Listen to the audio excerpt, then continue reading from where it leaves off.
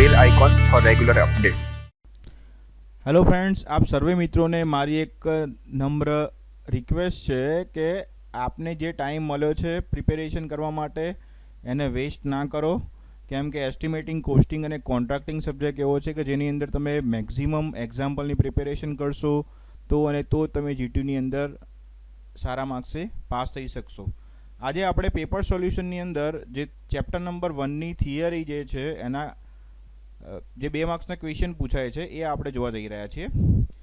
Most IMP question છે જીટીયુની exam માટે, અને જીટીયુની પરીક્ષા પાસ કરવાનો આ જ એક શોર્ટકટ છે. તમે છેલ્લા 4 પેપરથી મારી જોડે છો. જો તમે હજુ આ ચેનલ પર નવા હોય તો ચેનલને સબસ્ક્રાઈબ કરી દેજો અને આ વિડીયોને મેક્સિમમ તમારા ફ્રેન્ડ્સ સુધી પહોંચાડજો. લાઇક કરો, શેર કરો અને press the bell icon for regular update. Okay, તો હવે આપણે સ્ટાર્ટ કરીએ. જે ફર્સ્ટ ક્વેશ્ચન છે, એસ્ટિમેટિંગની વ્યાખ્યા આપો. ડિફાઇન એસ્ટિમેટિંગ. તો કોસ્ટ એસ્ટિમેટિંગ એ કોઈપણ પ્રોડક્ટનું ખરેખર ઉત્પાદન શરૂ કરતા પહેલાં તેના પર થનારા ખર્ચ કેટલો હશે તેની માહિતી મેળવવાની કલા કે પદ્ધતિ છે. આપણે કોઈ બી પ્રોડક્ટ બનાવ્યું હોય તો એના માટે આપણે શું કરીએ છીએ? પહેલાં એનું કોસ્ટ જે છે એ એસ્ટિમેટ કરીએ છીએ. આપણે કોઈ પિકનિક કરવા માટે જતા હોય તો આપણે એક ટેમ્પરરી બજેટ નક્કી કરે છે કે આટલા બજેટમાં મારે જવાનું છે, બરાબર છે. એ રીતે કોઈ બી પ્રોડક્ટ તમારે બનાવવી હોય તો એના માટે પણ એવું હોય છે કે પ્રોડક્ટ જે છે બનાવતા પહેલાં એનો જે બનાવવા માટેનો જે ખર્ચો જે છે એ આપણે શું કરીએ છીએ? નક્કી કરીએ છીએ. તો એને આપણે કહીએ છીએ એસ્ટિમેટિંગ. નેક્સ્ટ છે પડતર કિંમતના વિવિધ ઘટકો. State different element of cost.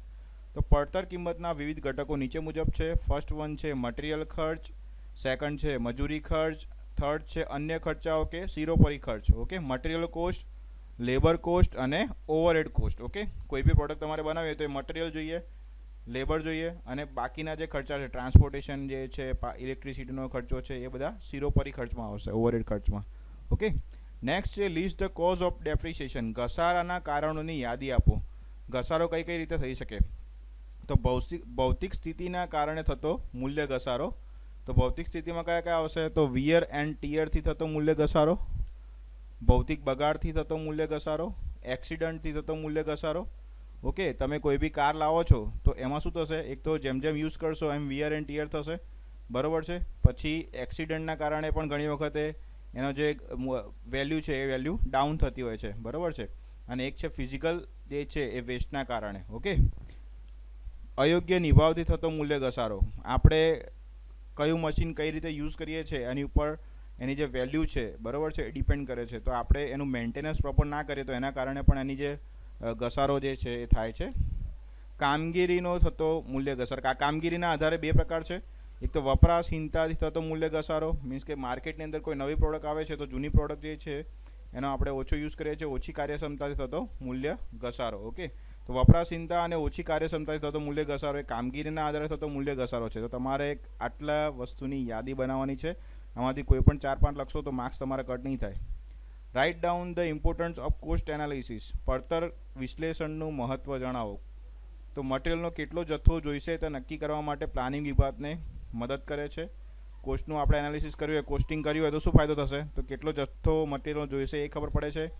Product બનાવવા જરૂરી ઓપરેશનોનો ક્રમ નક્કી કરવા માટે પણ પ્લાનિંગ વિભાગને કોસ્ટિંગથી મદદ મળે છે, બરાબર છે. કયા કયા ઓપરેશનો કરવાના છે એનું પ્લાનિંગ કરવા માટે પણ કોસ્ટ એનાલિસિસ છે મહત્ત્વનું છે. મટીરિયલનો બગાડ શોધી કાઢવામાં પણ તે મદદરૂપ છે.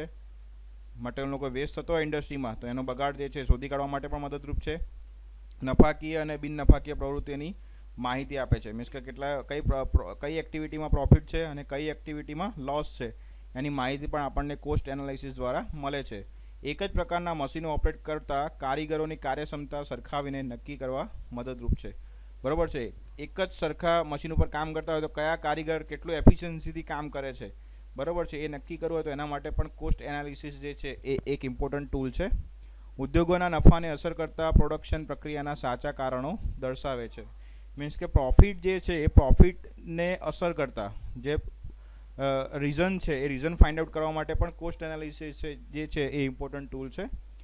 વેતન પદ્ધતિ પર અસરકારક અંકુશ રાખે છે અને વેતન દરો મુકરર કરવા મદદરૂપ છે. કોઈ દાગીનાને બનાવવો કે તૈયાર ખરીદવો તેનો નિર્ણય કરવા પણ મદદરૂપ છે, બરાબર છે. અમુક કંપની એવી હોય કે અમુક પ્રોડક્ટ જે છે એ બહારથી લાવીને ફિટ કરતી હોય, ધારો કે કારની કોઈ કંપની હોય તો ટાયર જે છે એ બહારથી લાવે, બરોબર છે, તો એને જાતે બનાવવા જાય તો વધારે પ્રોફિટ થાય છે કે બહારથી લાવે છે તો વધારે પ્રોફિટ થાય છે, નક્કી કરવા માટે પણ કોસ્ટ એનાલિસિસ જે છે એ મહત્વનું છે. ભવિષ્યની કામગીરીના અંદાજો તૈયાર કરવા એસ્ટિમેટરની જરૂરી વિગતો આપે છે. મીન્સ કે ફ્યુચરમાં આપણે કેટલું એક્સટેન્શન કરવાનું છે, બરોબર છે, તો એના આધારે એસ્ટિમેટરને જરૂરી વિગતો પૂરી પાડે છે. Write the advantage of cost estimation. Cost estimate કરવાના ફાયદા કયા કયા છે? તો કોસ્ટ એસ્ટિમેટના ફાયદા: દરેક પ્રકારની સ્થિતિમાં થનાર અંદાજિત ખર્ચની માહિતી મળે છે, બરોબર. અંદાજિત ખર્ચ કેટલો થશે એની આપણને કોસ્ટ એસ્ટિમેશન દ્વારા માહિતી મળે છે. નેક્સ્ટ છે ઉત્પાદન ખર્ચ નિયંત્રણ કરવાનો આધાર પ્રાપ્ત થાય છે. મીન્સ કે પ્રોડક્શન કોસ્ટ વધી જતો હોય તો એને કઈ રીતે ઘટાડી શકાય એ નિયંત્રણ કરવાનો આધાર આપણને પ્રાપ્ત થાય છે. જેમ કે ટાટા નેનો જ્યારે બનાવવાની હતી ત્યારે આપણને કીધું હતું કે ભાઈ 1 લાખની અંદર ગાડી ડિલિવર થશે, બરોબર છે, પણ એને જ્યારે બનાવી દીધી એના પછી ખબર પડી કે સારું 1.5 સુધી પહોંચી ગયું છે, બરોબર છે, તો બાકીના 50,000 જે છે એ કઈ રીતે રિડ્યુસ કરવા, ઉત્પાદન ખર્ચ કઈ રીતે નિયંત્રણ કરવું, બરોબર છે, એ તમને કોસ્ટ એસ્ટિમેશનથી ખબર પડશે, બરોબર છે. તો એને અમુક પછી મટીરિયલમાં એમાં ચેન્જ કરીને વેલ્યુ જે છે એ જે પ્રાઇસ છે એમાં ઘટાડો કરે. તો પ્રોડક્શનની અંદાજિત ઉત્પાદન કિંમતના આધારે વેચાણ કિંમત અગાઉથી નક્કી કરી શકાય છે, બરોબર છે. ટાટા નેનોની જ ફરીથી વાત કરીશું આપણે, તો એની પ્રોડક્શન કોસ્ટના આધારે એની સેલિંગ પ્રાઇસ છે ટાટા નેનો પહેલાથી જ નક્કી કરી દીધી હતી. પ્રોડક્ટનું ઉત્પાદન નફાકારક રહેશે કે કેમ તેની અગાઉથી જાણ થાય છે. મીન્સ કે પ્રોડક્ટ જે છે એ તમને પ્રોફિટ કરાવશે કે નહીં કરાવે તમને કોસ્ટ એસ્ટિમેટ કરવાથી જાણ થાય છે. Explain man hour rate method for overhead allocation. Overhead allocation માટેની જે મેન અવર રેટ મેથડ છે એ એક્સપ્લેન કરો. શિરોપરી ખર્ચની વહેંચણીની મેન ઓવર રેટ જણાવો. મેન ઓવર રેટની રીત જણાવો. તો મેન ઓવર રેટની રીત જે છે નીચે મુજબ છે. જે ઇન્ડસ્ટ્રીમાં મશીનો પર નહીં પરંતુ મોટાભાગનું કામ હાથથી થતું હોય અને જુદા જુદા વેતનવાળા કારીગરો જ્યાં કામ કરતા હોય ત્યાં આ રીત છે એ વપરાય છે, બરોબર છે. મોટાભાગનું આપણે કહીએ ને કે ગૃહ ઉદ્યોગ કે જ્યાં આગળ મેક્સિમમ કામ જે છે એ હાથથી થાય છે, બરોબર છે, અને અલગ અલગ રેટવાળા જે કારીગરો જ્યાં કામ કરે છે ગૃહ ઉદ્યોગમાં, ઓકે, તો એની અંદર એસેમ્બલી શોપમાં ઓવરહેડ એલોકેશનનો દર અને ઇરેક્શન ફિટિંગ શોપ છે એની અંદર આ મેન અવર રેટથી ગણતરી કરવામાં આવે છે. તો મેન અવર રેટ જે છે એ કઈ રીતે ગણવામાં આવે છે? તો કુલ ઓવરહેડ ખર્ચ અને ડાયરેક્ટ લેબરના કુલ કલાકોનો તમે ગુણોત્તર મેળવશો, બરોબર છે. ડાયરેક્ટ લેબર કેટલા જે કલાક કામ કરે છે અને કુલ અવર અને કુલ ઓવરહેડ ખર્ચ આ બંનેનો ગુણોત્તર કરશો તો તમને મેઇન અવર રેટ જે છે એ મળે છે, ઓકે. જ્યાં જુદી જુદી પ્રોડક્ટ બનતી હોય અને જુદા જુદા સાધનો અને મશીનો વપરાતા હોય ત્યાં આ રીતથી ચોકસાઈવાળા પરિણામો મળતા નથી, બરોબર છે. એક જ સરખું કામ થતું હોય, બરોબર, અને એક જ પ્રોડક્ટ બનતી હોય ત્યાં આગળ જ આ મેન અવર રેટ મેથડ જે છે ઇફેક્ટિવ છે. અલગ અલગ પ્રોડક્ટ માટે આ ઇફેક્ટિવ છે નહીં, કારણ કે મજૂરી ખર્ચની વધઘટ સાથે ઓવરહેડ ખર્ચ પણ વધે કે ઘટે છે, ઓકે. તો ઓવરહેડ ખર્ચ જે છે એ ડિપેન્ડ કરે છે લેબર કોસ્ટ ઉપર, ઓકે. નેક્સ્ટ છે આથી વધારે કિંમતની પ્રોડક્ટમાં તે વધારો કરે છે કેમ કે આ રીત ડાયરેક્ટ લેબર કોસ્ટની રીતથી જુદું પરિણામ આપે છે. નેક્સ્ટ છે explain variable cost with example. Variable એટલે ચલિત ખર્ચ, બરોબર છે. તો વેરિયેબલ કોસ્ટ કોને કહેવામાં આવે છે? એટલે એવા ખર્ચા કે જે પ્રોડક્શનના કદમાં થતા ફેરફાર સાથે બદલાય છે. પ્રોડક્શન તમે વધારો, બરોબર છે, તો વેરિયેબલ કોસ્ટ છે એ ચેન્જ થશે. ઉત્પાદન વધે તો વેરિયેબલ કોસ્ટ પણ વધશે અને ઉત્પાદન ઘટશે તો વેરિયેબલ કોસ્ટ પણ ઘટશે, પરંતુ તે ઉત્પાદન કદને પ્રમાણસર હોતા નથી. મીન્સ કે આપણે જેટલું પ્રોડક્શન કરીએ છીએ, બરોબર છે, એના સમપ્રમાણમાં નથી હોતા. ધારો કે તમને એક એક્ઝામ્પલ આપેલું છે અહીંયા આગળ, થોડા સમય માટે ઉત્પાદન બંધ કરી દેવાય તેમ છતાં ફેક્ટરી, કેમ્પસ, લાઇટિંગ અને વોટર સપ્લાય વગેરે ખર્ચાઓ તો કરવા જ પડે છે. હમણાં લોકડાઉન થયું તો ઇન્ડસ્ટ્રી જે છે એ આપણે મોટાભાગે બંધ થઈ હતી, તો વોટર સપ્લાયના જે ખર્ચા હતા એ અને ફેક્ટરી, કેમ્પસ લાઇટિંગ જે હતું, બરોબર છે, એ તો તમારે ભરવું જ પડે છે, બરોબર છે, રેન્ટ જે છે ભરવું પડશે, તો એ જે છે એ વેરિયેબલ કોસ્ટની અંદર આવશે. આ જ રીતે ફેક્ટરીની સુરક્ષા માટે તમે કોઈ સિક્યોરિટી ગાર્ડ રાખ્યા હોય તો એને પણ તમારે બંધ હોય કે કંપની ચાલુ હોય એને સેલરી આપવી પડે છે. આ શિરોપરી ખર્ચને તરલ અથવા તો ફ્લક્ચ્યુએટિંગ શિરોપરી ખર્ચ કહે છે. વેરિયેબલ કોસ્ટ જે છે એમાં કન્ટિન્યુઅસલી વેરિએશન આવતું હોય એટલે તો એને વેરિયેબલ કોસ્ટ કહેવામાં આવે છે. વેરિયેબલ ઓવરહેડ ખર્ચના ઉદાહરણો નીચે મુજબ છે. આંતરિક ટ્રાન્સપોર્ટેશનનું ખર્ચ, ઓઇલ, ગ્રીસ અને કોટન વેસ્ટનું ખર્ચ, સ્ટીમ, ગેસ, વોટર અને ઇલેક્ટ્રિસિટી વગેરેનું ખર્ચ, પ્લાન્ટ, મશીનરી અને ફેક્ટરી બિલ્ડિંગના રિપેરિંગ અને નિભાવવાનું ખર્ચ. આ ચારે ચાર વસ્તુ એવી છે ફ્રેન્ડ્સ કે જેની અંદર કન્ટિન્યુઅસલી શું થાય છે? વેરિએશન આવે છે. જો ઇલેક્ટ્રિસિટીનું બિલ છે એમાં પણ વેરિએશન આવે છે, બિલ્ડિંગનું રિપેરિંગ છે એમાં પણ વેરિએશન આવી શકે છે, ટ્રાન્સપોર્ટેશન જે છે એમાં પણ વેરિએશન આવી શકે છે. ઓકે, તો એને આપણે વેરિયેબલ કોસ્ટની અંદર મૂકીશું. તમારે ખાલી થોડુંક જ સમજાવવાનું છે, બરોબર છે. એક્ઝામ્પલ આ ઉદાહરણ આપવાના છે અને અહીંયા લખવાનું છે કે ભાઈ જે ખર્ચા એવા હોય કે જે પ્રોડક્શનના સાથે પ્રોડક્શનનું કદ બદલાય એ પ્રમાણે વધઘટ થતી હોય તો એવા કોસ્ટને કયો કહીએ છીએ આપણે? વેરિયેબલ કોસ્ટ કહીએ છીએ.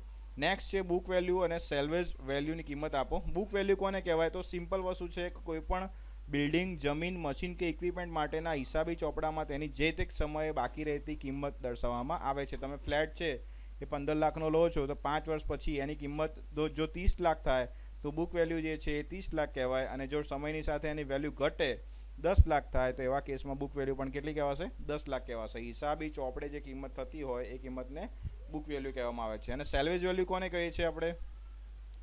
તો જો અહીંયા બીજી એક ડેફિનેશન તમને આપેલી છે કે મિલકતની મૂળ કિંમતમાંથી જે તે સમયનું ઘસારા ફંડ, મીન્સ કે ડેપ્રિસિએશન આપણે વાત કરીશું તો એના કારણે બાકી રહેતી જે કિંમત છે એને આપણે કહીશું બુક વેલ્યુ. ઓકે, તો હવે આપણે જોઈએ સેલ્વેજ વેલ્યુ. તો મશીન કે ઇક્વિપમેન્ટનું જ્યારે વેચાણ થાય ત્યારે તેનું જે કાર્ય હોય તે અમુક સમય સુધી તેનો ઉપયોગ કરી શકાય તેમ હોય તો તેના વેચાણ દ્વારા પ્રાપ્ત થતી કિંમતને, મીન્સ કે આપણે બાઇક 50,000નું લાવીએ છીએ, બરોબર છે, આપણે એને 5 વર્ષ ફેરવીને બાઇક તો તમારું કન્ટિન્યુઅસ ચાલુ જ છે, પણ તમારે નવું બાઇક લાવવું છે તો તમે એને 20,000માં વેચી દો છો. તો બાઇક જે છે રનિંગ કન્ડિશનમાં છે છતાં પણ તમે એને વેચી દો છો, તો આ 20,000 તમને જે મળે છે એ કઈ વેલ્યુ મળે છે? સેલ્વેજ વેલ્યુ મળે છે.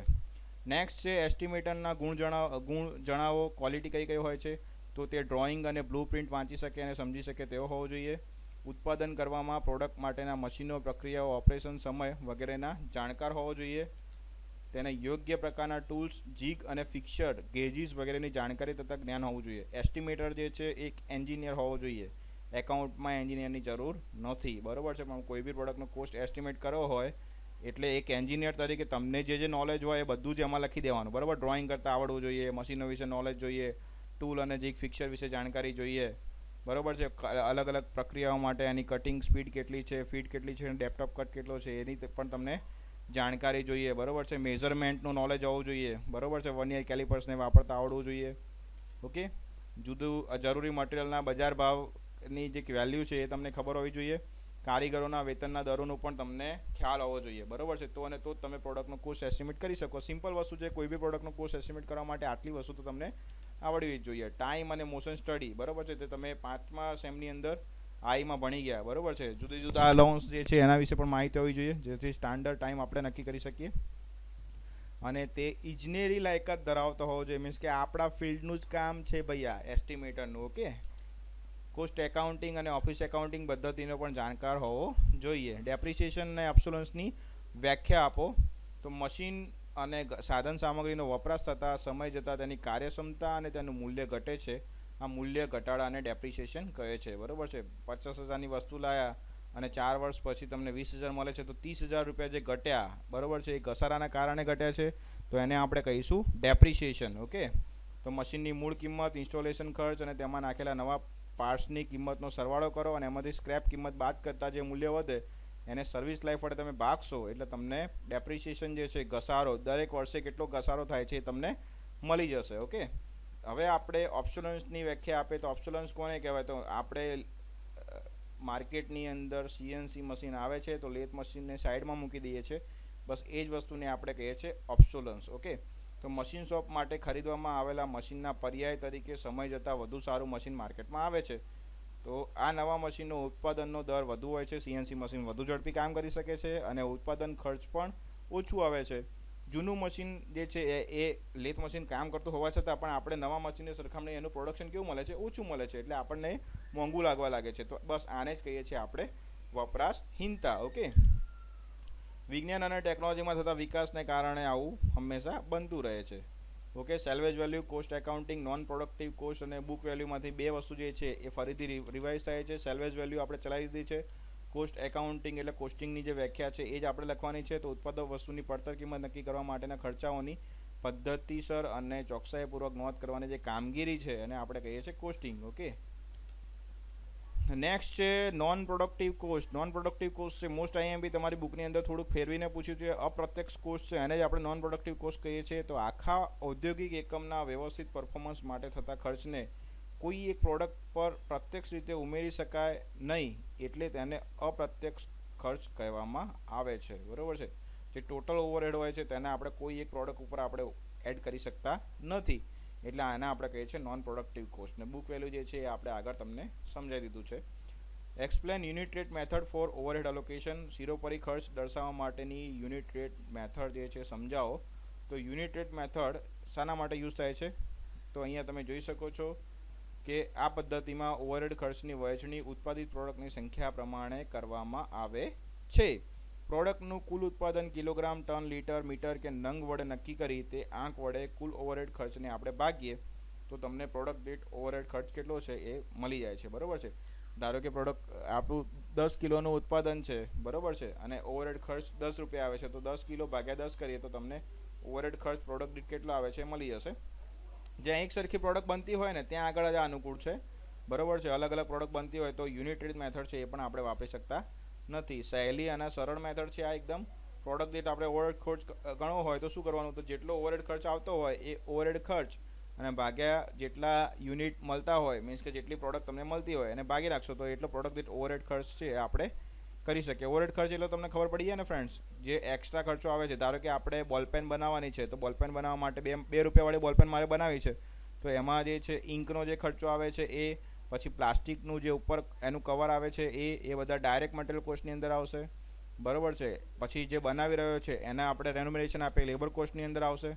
હવે એને આપણે ટ્રાન્સપોર્ટેશન દ્વારા લાવીએ છીએ, બરાબર છે, તો એ ટ્રાન્સપોર્ટેશનનો ખર્ચો જે છે, બરાબર, એ ઓવરહેડ ખર્ચની અંદર આવશે. તો માની લો કે આપણે ટ્રાન્સપોર્ટેશનના 100 રૂપિયા થાય છે અને આપણે ટોટલ પ્રોડક્ટ 2000 પ્રોડ્યુસ કરીએ છીએ, બરાબર છે, તો જે ટ્રાન્સપોર્ટેશનના 100 ભાગ્યા 2000 કરશો તો એટલો તમારે દરેક 2 રૂપિયાની પેન હોય તો એની અંદર એ ઓવરહેડ કોસ્ટ આપણે એડ કરીએ છીએ. તો આ જે છે એને આપણે કહીએ છીએ યુનિટ રેટ મેથડ. ગોખવાની કોઈ જરૂર નથી, સમજીને તૈયારી કરવી પડશે. એસ્ટિમેટરની જરૂરિયાત જણાવો. નીડ કઈ કઈ છે? તો મેન્યુફેક્ચરિંગ અને વેચાણ નીતિઓ ઘડવા માટે, સંચાલનને જરૂરી માહિતી મેળવવા માટે એસ્ટિમેટિંગની જરૂર પડે છે. ટેન્ડર ઇન્ક્વાયરીની વિગતો ભરવા માટે પણ એસ્ટિમેટિંગની જરૂર પડે છે. અંદાજિત અને ખરેખર શિરોપરી ખર્ચ સરખાવીને ગણતરી કરવા માટે પણ એસ્ટિમેટિંગની જરૂર પડે છે. અને ટાઈમ સ્ટડીની વિગતોને ઉપયોગ કરી વેતન દરો મુકરર કરવા માટે પણ એસ્ટિમેટિંગની જરૂર પડે છે. આમાં તમે કેવું છે કે 4-5 પોઈન્ટ યાદ રાખવાના, કંઈ બી પૂછાય તો એ જ વસ્તુ લખવાની. બરાબર છે. કોઈ એક દાગીનો બનાવો કે તૈયાર કરો, બાય ઓર તમારે એને મેડ ઓર બાય ડિસિઝન લેવી હોય તો એના માટે પણ એસ્ટિમેટિંગની જરૂર પડે છે. હવે આઈસ પ્લાન્ટમાં કોઈ પણ 4 ઘટકો, તો આઈસ પ્લાન્ટની અંદર કઈ કઈ વસ્તુ હોય? તો પહેલું તો હોય લેબર. આઈસ પ્લાન્ટમાં લેબર કામ કરતા હોય તો લેબર કોસ્ટ આવશે. બીજું આવે ઇલેક્ટ્રિસિટીની મદદથી આપણે આઈસ બનાવીએ છીએ તો પાવર કોસ્ટ આવશે. પછી શાની મદદથી આઈસ બનાવો છો તો વોટર કોસ્ટ, એટલે મટીરિયલ કોસ્ટની અંદર આવશે, વોટરનો જે ખર્ચો થાય. અને ડિલિવરી કોસ્ટ છે ઓવરહેડ ચાર્જની અંદર આવશે. તો આ 4 ઘટકો જે છે એ આપણે આઈસ પ્લાન્ટની અંદર યુઝ કરીએ છીએ.